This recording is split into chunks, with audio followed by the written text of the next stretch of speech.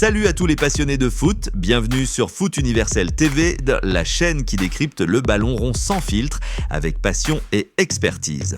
Aujourd'hui, on plonge au cœur d'un choc explosif en Ligue 1, l'Olympique lyonnais contre le Paris Saint-Germain. Imaginez un Groupama Stadium en feu, des décisions arbitrales qui font hurler les supporters, un Vitinha en mode maestro portugais qui tire son équipe du chaos et des recrues estivales qui posent plus de questions qu'elles n'apporte de réponses. Ce match n'était pas qu'une simple rencontre de la 12e journée, c'était un thriller footballistique où le PSG s'impose 3-2 dans la douleur, mais avec une classe indéniable. Accrochez-vous parce qu'on va disséquer tout ça, les tops qui ont illuminé la pelouse, les flops qui ont fait grincer des dents et bien sûr ces bourdes arbitrales qui ont fait basculer le destin. Si vous aimez le foot vrai, sans langue de bois, abonnez-vous, likez et activez la cloche pour ne rien rater, allons-y. Commençons par le décor, on est en pleine 12e journée de Ligue 1 2025-2026. Le PSG, toujours favori, se déplace à Lyon sans plusieurs cadres, pas de Dembélé, pas de Doué, pas d'Hakimi, ni de Nuno Mendes. Luis Enrique doit bricoler avec un trio offensif expérimental, Kvaratskhelia, Lee et Mayulu en faux neuf.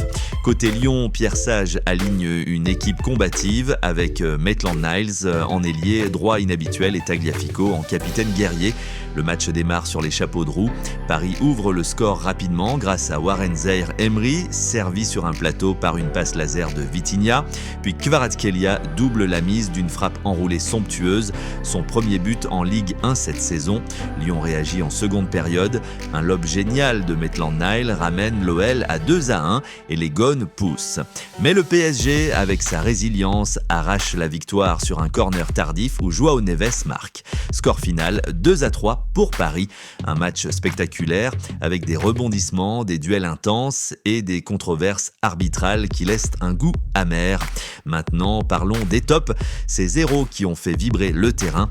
Et on commence par le maître absolu, Vitinha, le Portugais de 25 ans, promu capitaine pour l'occasion, a été omniprésent comme un chef d'orchestre qui dirige une symphonie chaotique. Dans une équipe parisienne qui tire la langue, avec des coéquipiers encore en rodage, après une préparation estivale perturbée, Vitinha reste fidèle à ses standards de la saison passée. Il délivre 2 passes décisives magistrales qui résument son influence aux 4 coins du terrain.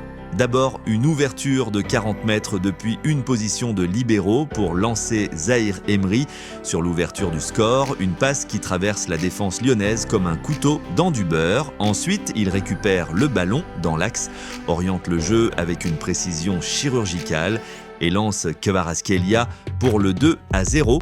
Ses orientations sont lumineuses, ses transmissions propres et influentes. Défensivement, il n'hésite pas à tacler, comme sur cette intervention clé avant le 2e but parisien. Vitinha, c'est du velours et de la soie au milieu de terrain. Il montre pourquoi il est le métronome du PSG, entouré de João Neves et Fabien Ruiz. Sans lui, Paris aurait pu sombrer. Un grand match, encore une fois, pour ce Portugais qui confirme son statut de pilier indispensable. Autre top côté parisien, Kvicha Kvaratskhelia, le Géorgien qui a enfin débloqué son compteur. Après 11 journées sans marquer en Ligue 1, Kvara a inscrit son premier but de la saison d'une frappe enroulée du droit qui trompe Anthony Greif, le gardien lyonnais. Efficace sur son aile gauche, il a été un danger permanent avec ses accélérations balle au pied qui ont mis à mal la défense rhodanienne. Souvenez-vous de cette percée en seconde période où il slalome entre les défenseurs avant d'être stoppé in extremis. Associé à Lee Kangin et Seny Mayulu, il forme un trio expérimental qui a fonctionné par intermittence, mais son but et sa prestation globale redeeming son match. Kvaratskhelia prouve qu'il s'adapte enfin au championnat français et ça promet pour la suite. Du côté lyonnais, impossible de passer à côté d'Ainsley Maitland-Niles, auteur d'un bijou qui a fait chavirer le Groupama Stadium. Oublié par la défense parisienne sur un ballon en profondeur de Tyler Morton, l'international anglais trompe Lucas Chevalier d'un lob somptueux depuis l'extérieur de la surface. Un geste technique de classe mondiale qui ramène Lyon dans le match juste après la pause. Dans un rôle d'ailier droit inhabituel, Maitland-Niles a réalisé une performance solide, avec de bonnes combinaisons et une activité défensive notable. C'est l'une des images fortes de ce choc et il mérite amplement son place dans les tops. On ne peut pas oublier la détermination globale du PSG. Malgré les absences, l'équipe de Luis Enrique montre une ressource mentale impressionnante, plus dangereux sur coup de pied arrêté, comme ce corner où João Neves est trouvé pour le but vainqueur. Le duo portugais Vitinha-Neves a encore sauvé Paris du pétrin, confirmant que le milieu de terrain est la force du club cette saison. Passons maintenant au flop, ces moments qui ont fait mal et qui interrogent. Et là, on pointe du doigt les décisions arbitrales vraiment contestables. Le match a basculé sur des choix de l'arbitre qui pèsent lourd dans le bilan. Première bourde, cette main d'Ilya Zabarny dans la surface peu avant la demi-heure de jeu. Le défenseur ukrainien effleure le ballon du bout des doigts sur un corner lyonnais, mais l'arbitre, aidé par le VAR, ne siffle pas penalty. Une décision étonnante qui sauve Paris d'une égalisation précoce et qui fait hurler les supporters lyonnais. Ce n'est pas la seule. Le deuxième but parisien arrive juste après, comme si l'injustice boostait le PSG. Puis en fin de match, l'expulsion de Nicolas Tagliafico pour un deuxième carton jaune sur une faute sur Lee Kang-in. Certes, l'Argentin était agressif, mais ce rouge dans le temps additionnel prive Lyon de son capitaine pour l'ultime corner décisif. Ces erreurs arbitrales ne sont pas les seuls responsables de la défaite lyonnaise. L'OL a manqué d'efficacité, mais elle pèse dans le bilan et relance le débat sur l'arbitrage en Ligue 1. Franchement, messieurs les arbitres, il faut revoir ça. Parmi les flops individuels, Ilya Zabarny continue de questionner la pertinence du mercato estival du PSG. Recruté cet été pour renforcer la défense, l'Ukrainien de 23 ans n'a pas rassuré. Associé à William Pacho en charnière centrale, Marquinhos au repos, il n'a jamais semblé serein.